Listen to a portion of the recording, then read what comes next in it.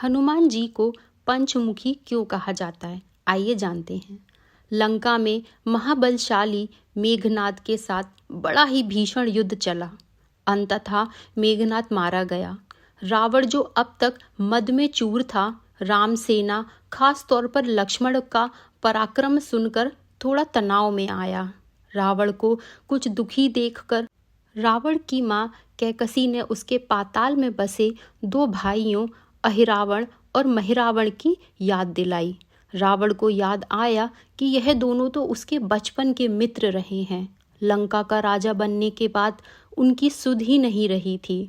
रावण यह भली प्रकार जानता था कि अहिरावण व महिरावण तंत्र मंत्र के महापंडित, जादू टोने के धनी और माँ कामाक्षी के परम भक्त हैं।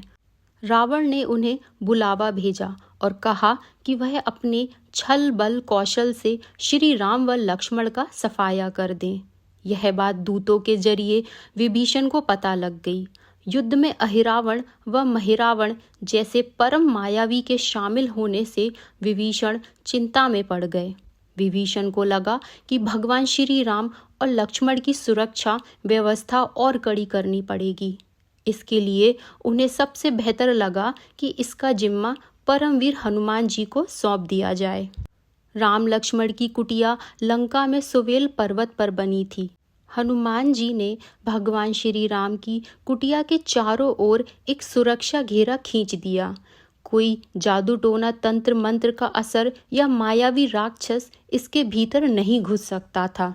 अहिरावण और महिरावण श्री राम और लक्ष्मण को मारने उनकी कुटिया तक पहुँचे, पर इस सुरक्षा घेरे के आगे उनकी एक ना चली और वे असफल हो गए। ऐसे में उन्होंने एक चाल चली। महिरावण विभीषण का रूप धर के कुटिया में घुस गया। राम व लक्ष्मण पत्थर की सपाट शिलाओं पर गहरी नींद सो रहे थे। दोनों राक्षसों ने बिना आहट के शिला समेत दोनों भाइयों को उठा लिया और अपने निवास पाताल की ओर लेकर चल दिए। विभीषण लगातार सतर्क थे। उन्हें कुछ देर में ही पता चल गया कि कोई अनहोनी घट चुकी है। विभीषण को महिरावण पर शक था। उन्हें राम लक्ष्मण की जान की चिंता सताने लगी। विभीषण ने हनुमान जी को महिरावण के बारे में बताते हुए कहा कि वे उसका पीछा करें। लंका में अपने रूप में घूमना राम भक्त हनुमान के लिए ठीक ना था, सो उन्होंने पक्षी का रूप धारण कर लिया और पक्षी के रूप में ही निकुंभला नगर पहुंच गए। निकुंभला नगर में पक्षी रूप धरे हनुमान जी ने कबूतर और कबूतरी को आपस में बतियाते सुना।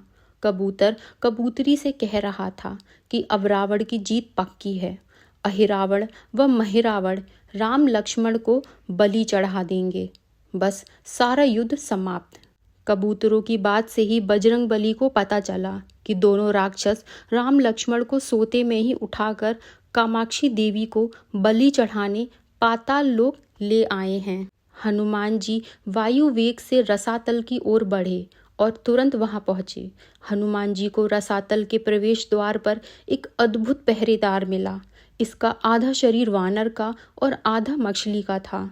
उसने हनुमान जी को पाताल में प्रवेश करने से रोक दिया।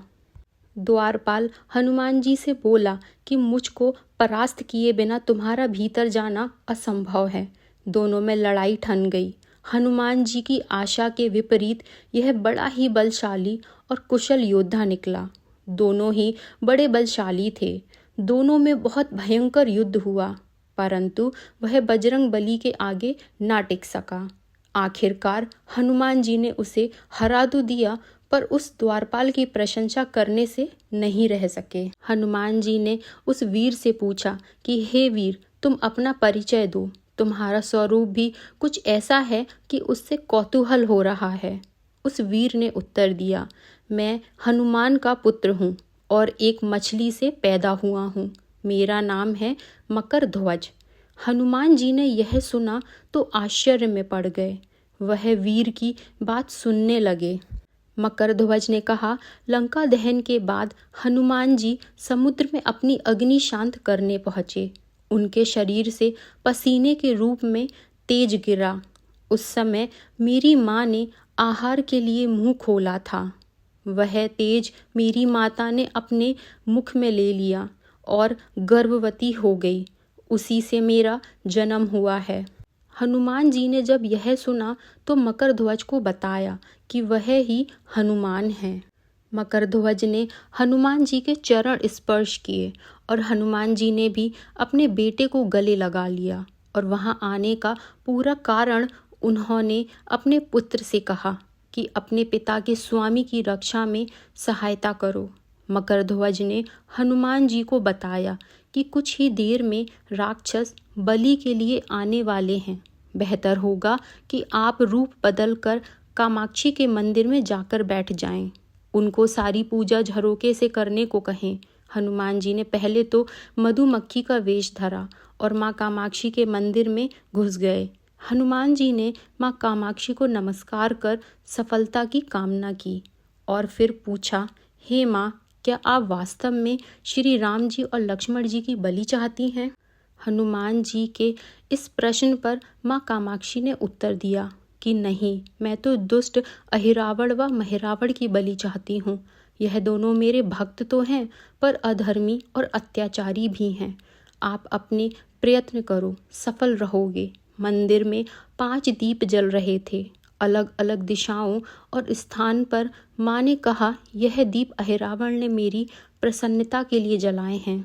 जिस दिन ये एक साथ बुझा दिए जा सकेंगे उसका अंत सुनिश्चित हो सकेगा। इस बीच गाजे बाजे का शोर सुनाई पड़ने लगा। अहिरावण महिरावण बलि चढ़ाने के लिए आ रहे थे। हनुमान जी ने अब माँ कामाक्षी का रूप धरा। जब अहिरावण और महिरावण मंदिर में प्रवेश करने ही वाले थे कि हनुमान जी का महिला स्वर गूंजा। हनुमान जी बोले, मैं कामाक्षी देवी हूँ और आज मेरी पूजा झरोके से करो। झरोके से पूजा आरंभ हुई। ढेर सारा चढ़ावा माँ कामाक्षी को झरोके से चढ़ाया जाने लगा। अंत में बंधक बलि के रूप में राम लक्ष्मण को भी उसी से डाला गया। दोनों बंधन में बेहोश थे। हनुमान जी ने तुरंत उन्हें बंधन मुक्त किया। अब पाताल लोक से निकलने की बारी थी, पर उससे पहले माँ कामाक्षी के सामने अहिरावण महिरावण की बलि देकर उनकी इच्छा पूरी करना और दोनों राक्षसों को उनके किए की सजा देना शेष था। अब हनुमान जी ने मकरध्वज को कहा कि वह अचेत अवस्था में लेटे हुए भगवान राम और लक्ष्मण का खास ख्याल रखें और उसके साथ मिलकर दोनों राक्षसों के खिलाफ युद्ध छेड़ दिया। पर यह युद्ध आसान न था। अहिरावण और महिरावण बड़ी मुश्किल से मरते तो फिर 5-5 के रूप में जिंदा हो जाते। इस विकट स्थिति में मकरध्वज ने बताया कि अहिरावण की एक पत्नी नागकन्या है। अहिरावण उसे बलात् हर लाया है। वह उसे पसंद नहीं करती, पर मन हार के उसके साथ है। वह अहिरावण के राज जानती होगी। उससे उसकी मौत का उपाय पूछा जाए। आप उसके पास जाएं और सहायता मांगे। मकरध्वज ने राक्षसों को युद्ध में उलझाए रखा और उधर हनुमान अहिरावण की पत्नी के पास पहुंचे। नागकन्या से उन्होंने कहा कि यदि तुम अहिरावण के मृत्यु का भेद बता दो तो हम उसे मारकर तुम्हें उसके चुंगल से मुक्ति दिला देंगे। अहिरावण की पत्नी ने कहा, मेरा नाम चित्रसेना है। मैं भगवान विष्णु की भक्त हूँ। मेरे रूप पर अहिरावण मर मिटा और मेरा अपहरण कर लिया। कैद किए हुए है, पर मैं उसे नहीं चाहती। लेकिन मैं अहिरावण का भेद तभी बताऊंगी जब मेरी इच्छा पूरी की जाएगी। हनुमान जी ने अहिरावण की पत्नी नागकन्या चित्रसेना से पूछा कि आप अहिरावण की मृत्यु का रहस्य बताने के बदले में क्या चाहती हैं? आप मुझसे अपनी शर्त बताएं, मैं उसे ज़रूर पूरी करूंगा। चित्रसेना ने कहा, दुर्भाग्य से अहिरावण जैसे असुर मुझे हर लाया। इससे मेरा जीवन खराब हो गया। मैं अपने दुर्भाग्य को सौभाग्य में बदलना चाहती हूँ। अगर आप मेरा विवाह श्री राम से कराने का वचन दें तो मैं अहिरावण के वध का रहस्य बताऊंगी। हनुमान जी सोच में पड़ गए। भगवान श्री राम तो एक पत्नी निष्ठ हैं। अपनी धर्म पत्नी देवी सीता को मुक्त कराने के लिए असुरों से युद्ध कर रहे हैं। वह किसी और से विवाह की बात तो कभी न स्वीकारेंगे। मैं कैसे वचन दे सकता हूँ? फिर सोचने लगे कि यदि समय पर उचित निर्णय न लिया तो स्वामी के प्राण ही संकट में हैं। असमंजस की स्थिति में बेचैन हनुमान जी ने ऐसी राह निकाली कि सांप भी मर जाए और लाठी भी ना टूटे। हनुमान जी बोले, तुम्हारी शर्त स्वीकार है, पर हमारी भी एक शर्त है। यह विवाह तभी होगा जब तुम्हारे साथ भगवान राम जिस पलंग पर आसीन होंगे वह सही सलामत रहना चाहिए। यदि वह टूटा तो इसे अपशकुन मांगकर वचन से पीछे हट जाऊंगा। जब महाकाय अहिरावण के बैठने से पलंग नहीं टूटता तो भला श्री राम के बैठने से कैसे टूटेगा। यह सोचकर चित्रसेना तैयार हो गई। उसने अहिरावण समेत सभी राक्षसों के अंत का सारा भेद बता दिया। चित्रसेना ने कहा, दोनों राक्षसों के बचपन की बात है। इन दोनों के कुछ शरारती राक्षस मित्रों ने कहीं से एक भ्रामरी को पकड़ लिया।